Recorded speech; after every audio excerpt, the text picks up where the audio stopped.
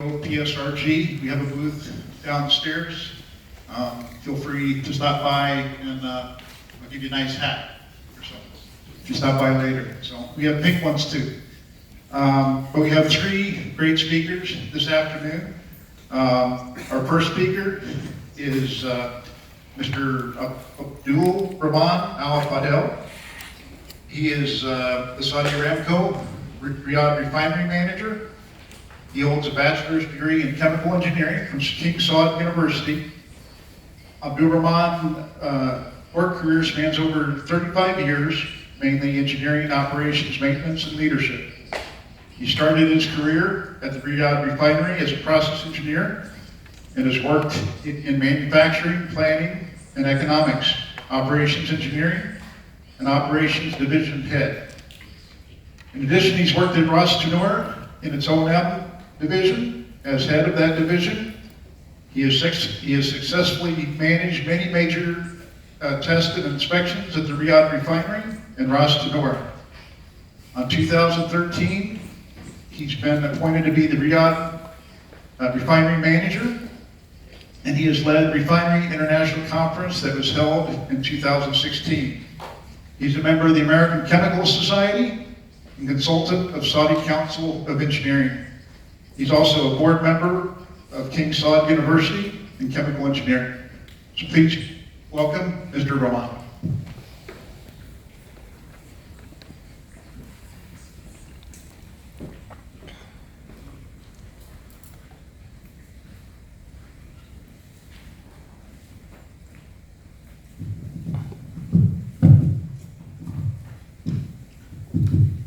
I hate to stand behind the podium because I'm short. Good afternoon, ladies and gentlemen. Thank you, Robert, for the introduction, and I thank the organizer of this conference for giving me a chance to deliver this speech. The presentation that I will give you is my personal experience about managing safely major shutdowns to do TNF. I promise you, after a long day of presentation, there will be no charts, no graphs, no trends. It's mostly soft issues, and we have heard about the importance of management involvement on managing the plants. And this is mostly about it. I made a trick to the organizer. I did not send them many of the slides that I will show you, and hopefully that will be making you awake after this long day of presentation. Before I go to the subject, I will show you a few presentations about the relation between Saudi Arabia, my country, and Japan, the relation between my company, Saudi Aramco, and Japan, the relation between my refinery in Japan, and my personal relation with the Japanese.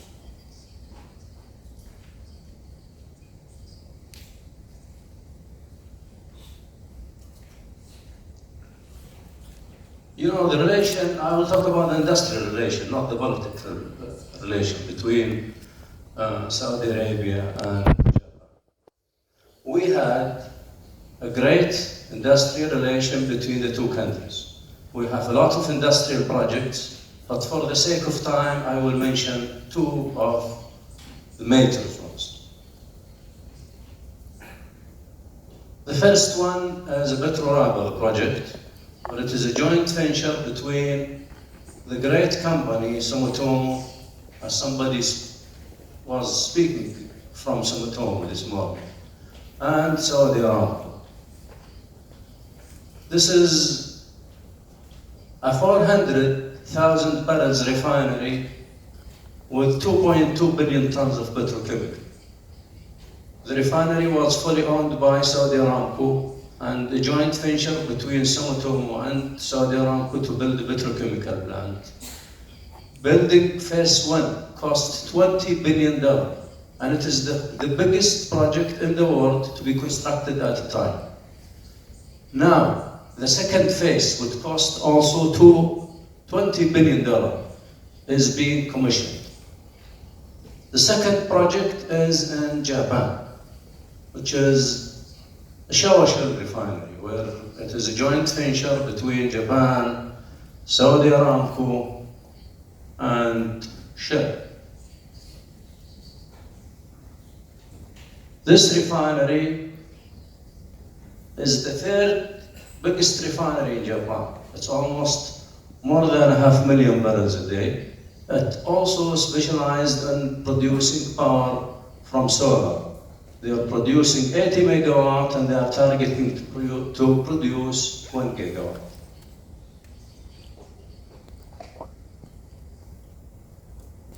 Now I'll talk about the relation between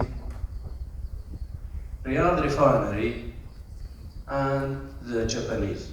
The relation with the Japanese started from day one, where the great company Shuda built the refinery. They are the one who constructed the refinery. And when we built it, it was a pneumatic control. However, after 10 years, we decided to upgrade it to a distributed control system. And the great Okayama company also made it for us. And as we speak, we have a very great project. We have a hydrocracker catalyst jointly being manufactured between JGC from Japan and Saudi Aramco. And we are honored in Riyadh Refinery to be selected among all refinery world to be piloted in Riyadh Refinery. And we already piloted it. It is very promising to be commercialized. Now, let me move to my personal experience with Japanese. I have 20 years relation with Japanese. This is my 5th time visit to Japan. And I like Japan. I like the great nation of Japanese simply because they're great. They transformed their country in almost 60 years from scratch to a very competing country worldwide. Very committed, very honest, and that's why I really like them. And during my visits, I was honored to taste every culture I can. Housing, cloth, food. So these are in JCCB.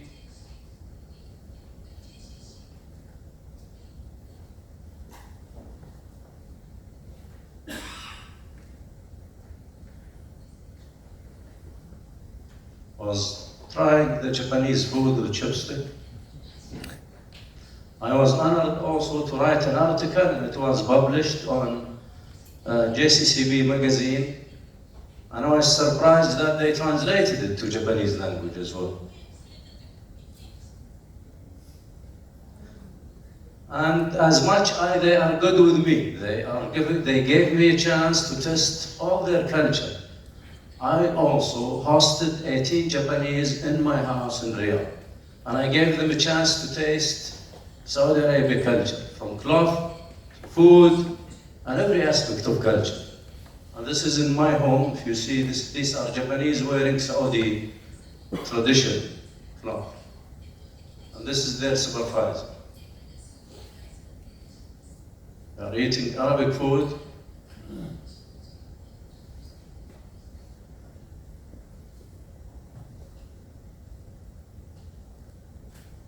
And at the end of the day, this is at my house in Riyadh. We have group photo,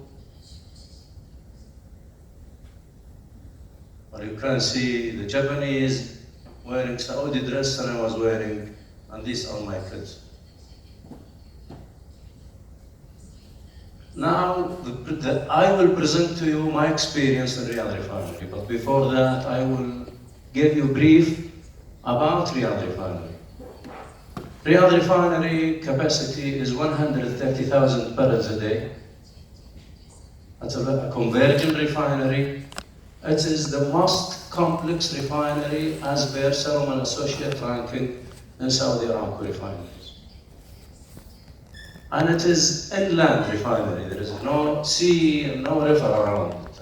And it can really understand how challenging to get water and to get outlet of our products.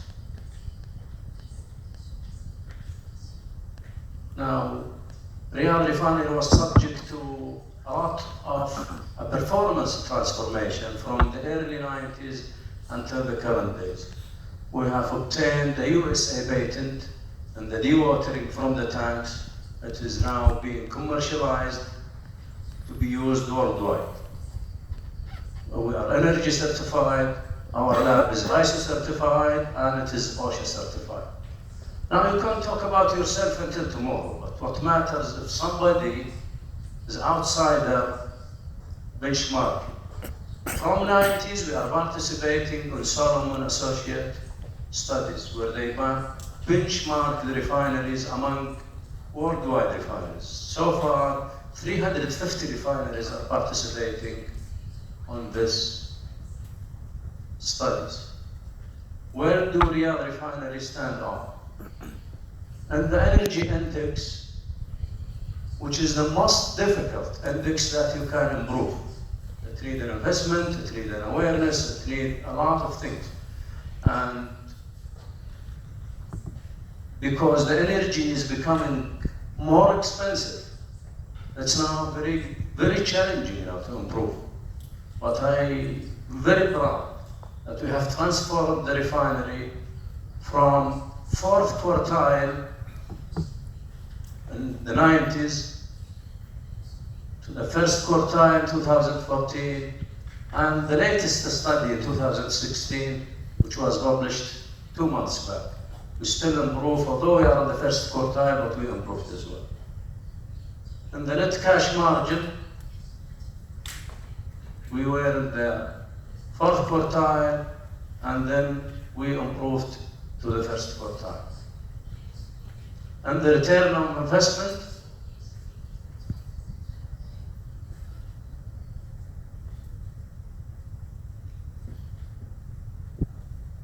now I will just show you a reflection of our CEO about Riyadh Refinery. He is currently the Minister of Energy. I hope some of you have seen him and recognize his face.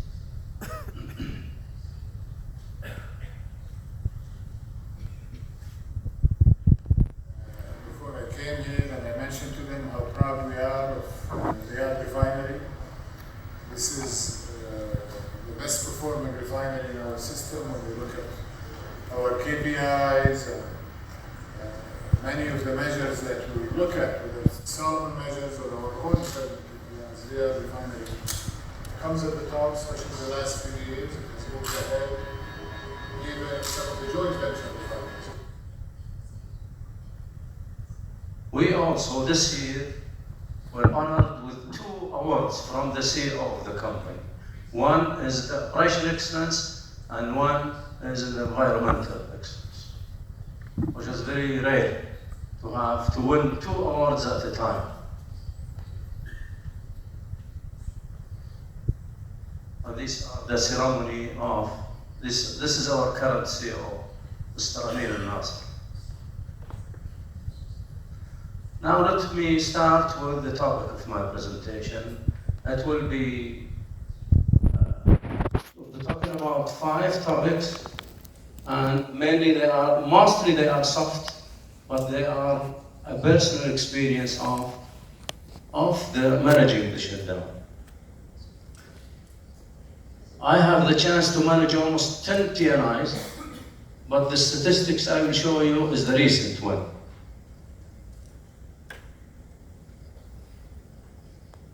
We have done a test and inspection of 1,000 equipment, ranging from reactor, vessel, exchangers, and drums.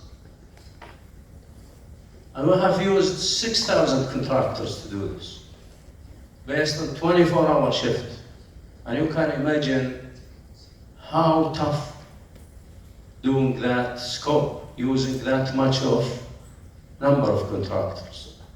It's very tough, and it involves all risky activities. Starting from the shutdown itself, it is risky.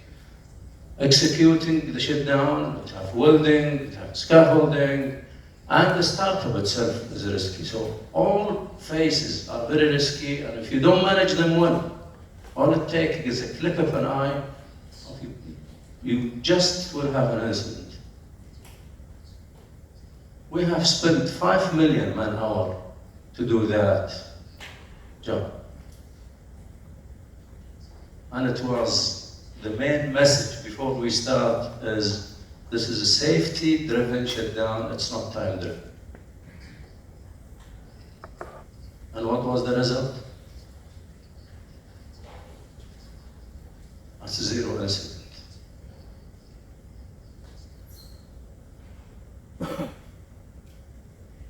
Now, do you think this comes by itself? Or did it come by luck? Of course not. Then how did it come? Well, this is the topic of the presentation. These are, I'm calling them hidden because I did not bring them from a textbook. It's a personal experience from Riyadh Refinery team and management. And these are the items that I will be talking about one by one, starting from early safety scope definition, Saudi Aramco and contractor, workforce safety preparation, unique support organization contribution, management field presence, and then recognition.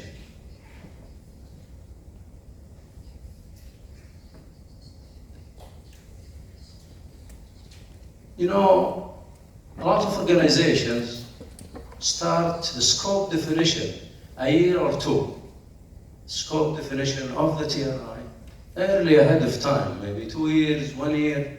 But the safety, many organizations, they start about the safety from the first day of the shutdown, where they assign it to a safety team, but that's too late. It is too late if you start to focus on safety first day of the shutdown.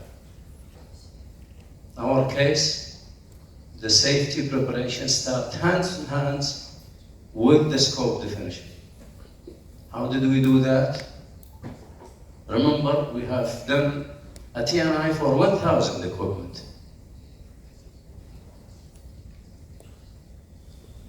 Every equipment, 1 year before, we assign subject matter expert from operation, from maintenance, from safety, to review every visit. What is the scope? What are the hazards? And what are the mitigation? 1 year before the shutdown. And this sheet, we hand it over to operation so they can issue the permit to maintenance and attach it with it. We don't leave the hazard identification to the bore operator when he issues the permit. That's very well and professionally done. All what he do is read it, explain it to the people who will execute the job and issue the permit. Now, you can do as much as you can to the equipment, safety. But I heard this morning very great presentation focusing about people. No matter what you do, no matter what you prepare, if your workforce is not ready, not trained for safety, tough luck. You're waiting and you're inviting for an incident to happen.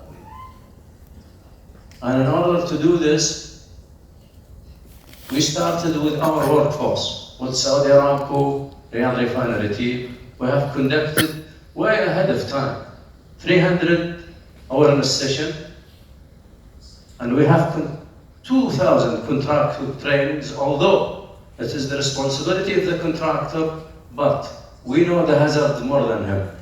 And we focus on explaining even to the contractors free of charge. One of the interesting latest experiences, although we know all the hazards, as I explained, but when we start the shutdown, every day or two you face a challenge. So the shutdown, there are its own risks, releasing blinds, and then we just design a one-page flyer and issue it all at that time. Maybe next day we will start welding activity. Welding activity, it has its own risks. Then we design a flyer and we circulate it among all and talk about it at a time. Although we talked about it a year time, but it is very important to talk about it when it is time for it. These are examples of during the shutdown we issued almost 30 flyers. One interesting experience is there are 5-year cycle between the TNIs. And the latest one, when we start the awareness sessions, we discovered that there are a group of people need special sessions. Who are these people? You know, during the 5 years you have attrition, you have retirements, and then you hire new people. These people have not seen a TNI in their life. And it is not fair for them to train them as you train an experienced one. We call them a first-timers. And we have designed a very, very specialized training course for them to make them very well experienced. And this is one of them. He is wearing all the safety tools as if he is having 20 years of experience. He has only 6 months with us.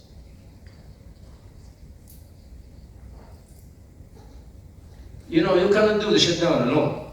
You need a lot of support organizations to help you. And they should also read from the same page. They should be very acquainted with safety in order to help you safely. Example is security, medical, government agencies, IT. I wish I can talk about every one of them, but for the sake of time, I will talk about medical.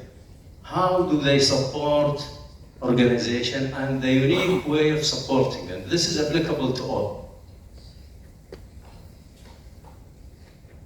Have you seen a nurse wearing a coverall in your life?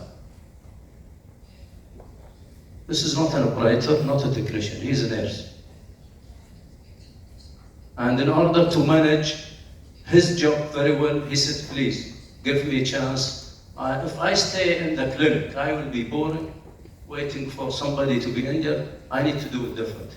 Give me a tricycle and a coverall, and let me do it my own way.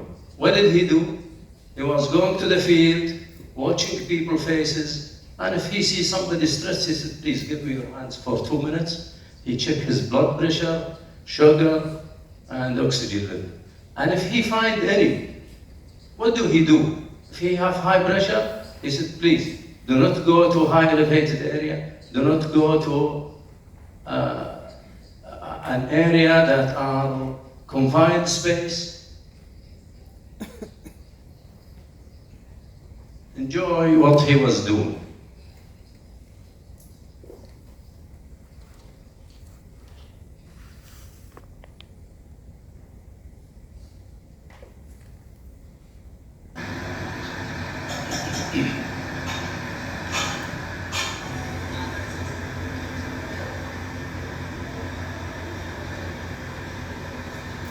People are very interacting with him.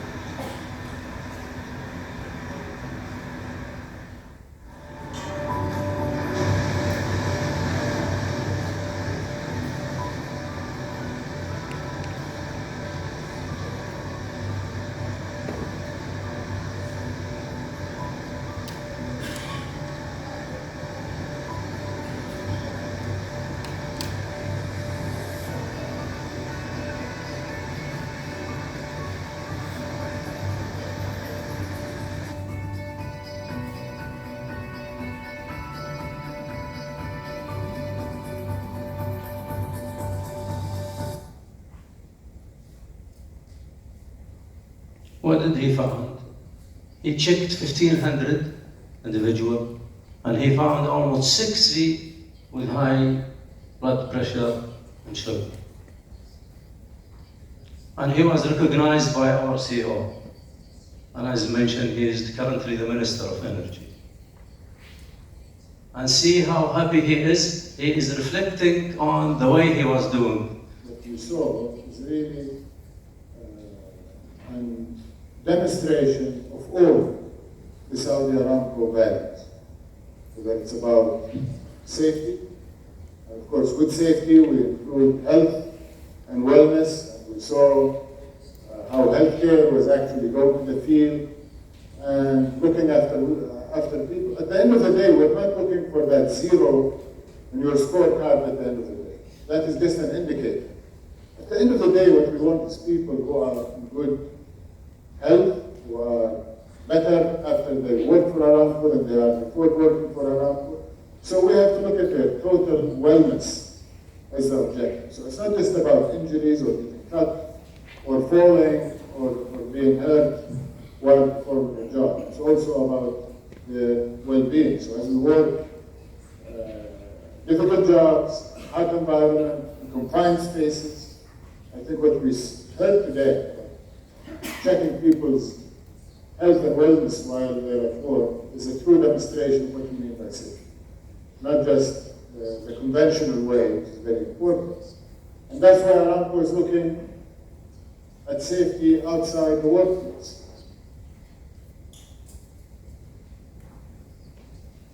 Now, the management played a very major role on a safe execution of the team. I will share with you the importance of the presence of the management. In our case, we closed our offices, permanent offices, and we established a temporary office inside the plant. We spent the whole time there, in the field, going to the people, and the objective of it is to foster the teamwork and to motivate and encourage an engagement with the people. Now, as much as the car needs fuel, people need fuel as well. And this can be happening through the management engagement with the people in the field. Now, this is the last topic in the presentation, which is the recognition. And the management, during their walkthroughs, have to perform very quality recognition. You know, the recognizing people with nice certificates in a very prestigious conference room is not the way, is not going to serve the object. You have to be in the field, and you have to recognize the people and acknowledge what did they do, and reflect it in front of people.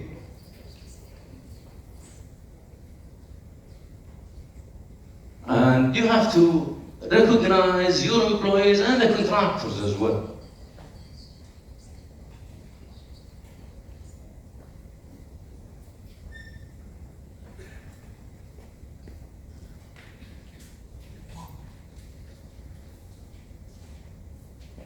Now, who should be recognized?